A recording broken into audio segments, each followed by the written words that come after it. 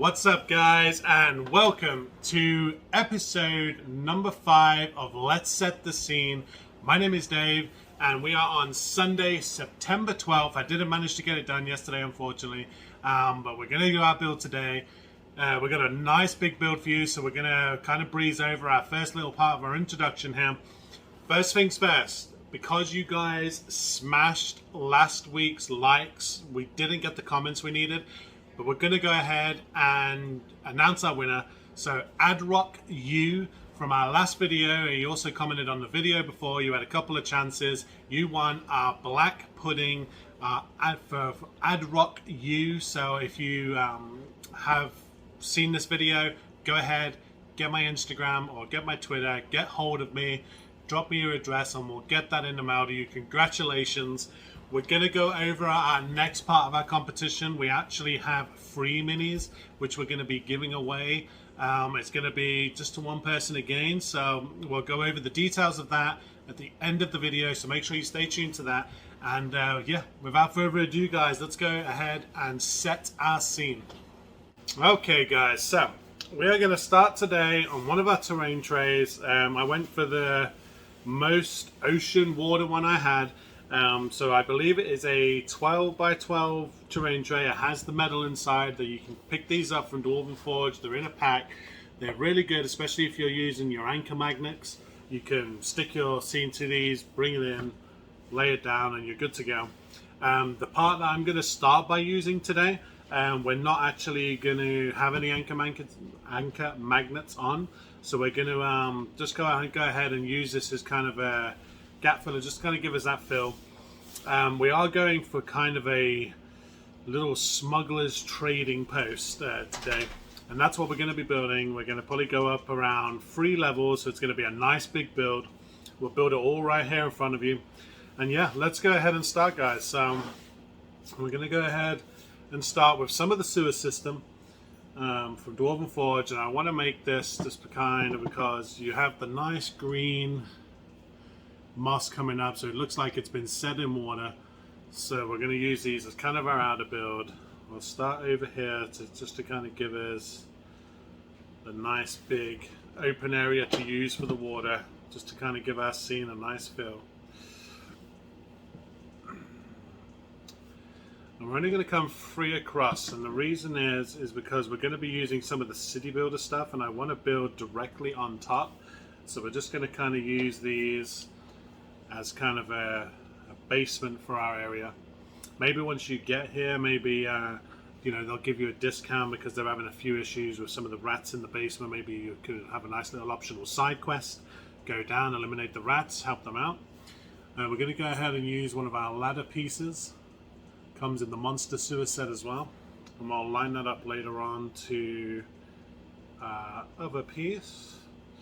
So let's go ahead and bring this actually on here. There we go. That'll be a lot better. We've got a nice corner. And we'll go ahead and come down.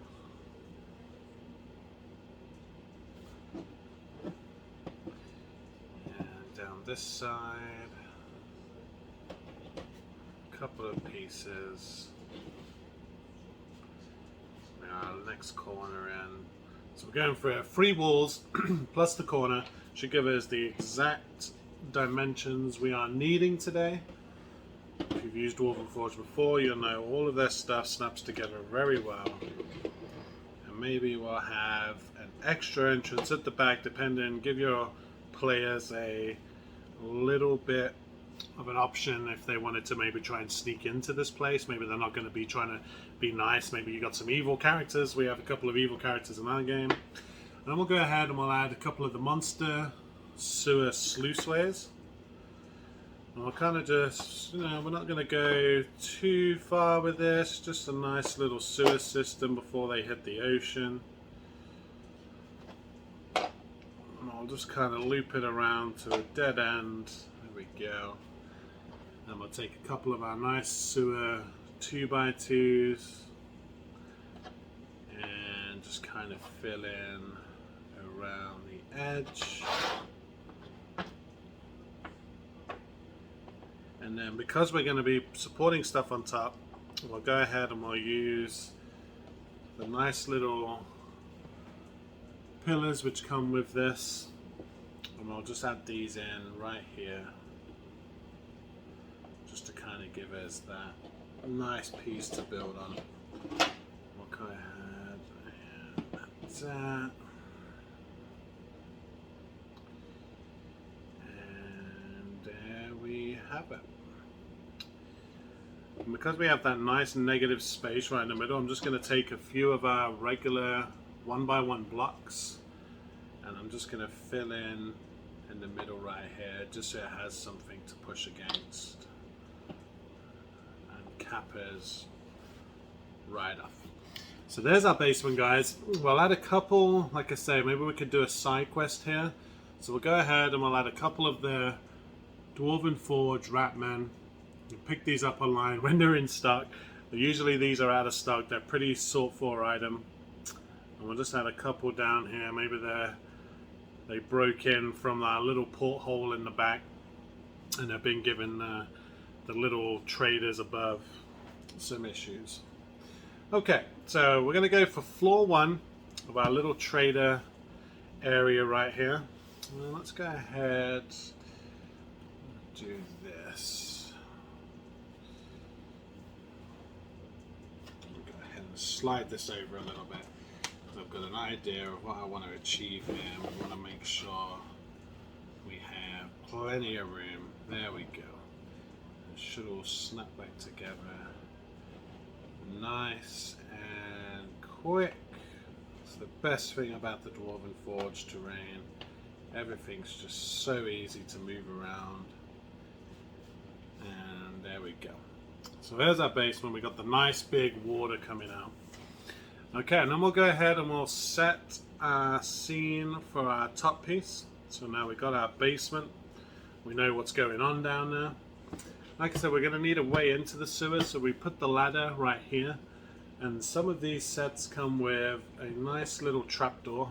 So one of the floors of the houses you can pick up from the Hamlet set have the little trapdoor. So you can go ahead, find your little trapdoor, pop it in right here. It doesn't line up. I couldn't find a way for it to line up completely. Maybe if I switched it to a single, it might line up a bit more. But then we know that's where the ladder is, so we're going to start off with our first floor right there. And we'll go ahead and move our second floor in. This is why we use these pillars in the middle. And then I want to bring the house around. But rather than using a fourth one, I want to go ahead and use a stone floor because I want some sort of little courtyard right outside just to kind of give us that nice little feeling.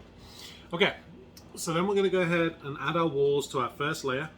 So I'm going to be using a couple of different types. We're going to be using the nice double walls which snap two of the floors together to hold it all tight. And we're going to be using our single column walls as the one. Okay, so we're going to need a double wall right here. So we'll line these up. They push right down, snap in. And we'll go ahead and we'll add all of our ground floor pieces. It's a nice solid build. We're going to need one right here. And then we'll also need one on the back side of this.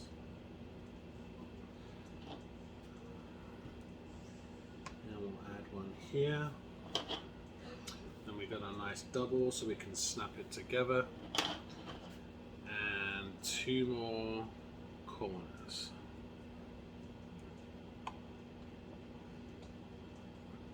Okay. Now I'm also going to go ahead and add a little half, well, less than half pillars right here for later on. It'll come into play. We have a nice idea of what we're going to do here. And there we have it. There's our outside pegs all done and ready. Let's close up our gap right there. And like I said, we got that nice green mossy kind of ocean kind of rearing up right here on the front. Maybe if you add some of the Erendor Mountain set, you could go ahead and maybe lay some of these on the outside, kind of give that rocky feeling that we're built on some sort of mound. That would look pretty cool. Okay, and then we're going to add a door for this place. So one of our Dwarven Forge doors. I don't know if you noticed about these sets, but they have two different types of sides. So on the one side, they're more rough looking, and then on the other side, they are nice looking. So we're going to go ahead and put the rough side to the outside because of the ocean air. Obviously, all the water and the texture and the moisture in the air is kind of deteriorating our walls. So we'll go ahead and we'll add that to the outside. And we'll go ahead and use one of our windows right next to that. So we've got either a left or a right window, and there is some that are centered in the middle. And then we also have the little insert pieces. So we'll go ahead and we'll just pop the insert in there. Give us a nice little closed window. And we will add our wall. So like I said, we're going to go for like a courtyard. So because I put the two little pieces in there, they come with these nice little balcony pieces. They're not ladders, they have the nice flat side. They can be used as ladders. Sometimes if I'm running short of ladders, they are good to use as ladders. But we'll go ahead and we'll pop that right here. So now we've got the nice little fence. We're going to leave this part just for now because we're going to add a few little additional pieces afterwards. And then let's go ahead and fill in the rest of our walls for the ground floor. So we've got the one. Let's go with another wall window out the back right here. So we've got the 2 and 3. And they all just slot nicely inside. We've got the nice rough looking wall all the way around the outside to give us that sea-worn feeling. So there's our ground floor, guys. So we've already got 2 floors to this with the big ocean on the outside. I only had the one ocean tray, unfortunately. If you have like the ocean mat, this will go absolutely perfect with the ocean mat. Maybe give you a few ideas of how you're going to start your adventures or a second part of an adventure. So we'll go ahead and we'll move upstairs. So we're going to use one of our Tudor stairwells. Comes with the Hamlet set and a few of the other smaller sets. And then we'll use the upstairs floor, which has the cutout for the stairs. And we'll put that right over. Absolutely perfect. And then we'll add a second floor. And then rather than right here, I'm just going to leave this part blank and we'll maybe just ceiling that up. So the same again, we'll go ahead and we'll add a nice twofer piece. Twofer. And then we'll go ahead and add corners. So we've got this nice solid build now that we can just push down on. Dwarven Forge is so well built. And I'm going to go ahead and we'll add a nice window. Let's go to the side this time. So we've got a nice window coming off the side so they can see people arriving. And then we're going to go with one of our nice... I actually glued this down. These do come separate. I just went ahead and I glued one just for my own peace of mind to see kind of what I could do. So we're going to go ahead and use one of our nice fancy balconies. And we'll slide that right in the front, overlooking the door right here. Give us that nice feeling. And we'll go ahead and use another window. On this one I used the open shutters. So remember down there we had the closed. I went ahead and used the open shutters. We'll put that on the side right here. And then we'll go with a wall. A wall and a wall.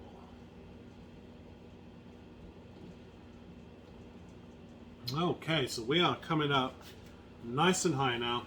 So now we'll go ahead and we'll use one of our first ceiling pieces. So again, these don't have a clean and a non-clean side. But we're going to go ahead and use one of our ceiling pieces. These are magnetized inside. There's a lot of additions you can add to the roofs. So we'll go ahead, and on this part we're going to go, and let's go and set it this way. So we'll have a nice roof coming right up the side right here. Let's go ahead and move this forward for you a little bit more just so you can see it better. And then we'll add, well, we'll put a fireplace down the side. So we'll go ahead and we'll add one of our little magnetic additions for a chimney. And we'll pop our chimney right on the side just to kind of give it that extra fill. And then we'll go ahead and we'll add another ceiling over a piece right here. And we're going to turn these the different way just to kind of give us that extra little, there we go, extra little feel of dimension. And then we're going to go ahead and use another one, but this one is actually a two-piece. So these actually come as half walls. On the one side you have the Tudor, and the other side you have the stone, depending on what you're using. Obviously we're going to go ahead and use the Tudor because that's what we've been using. And we'll go ahead and add that on right here.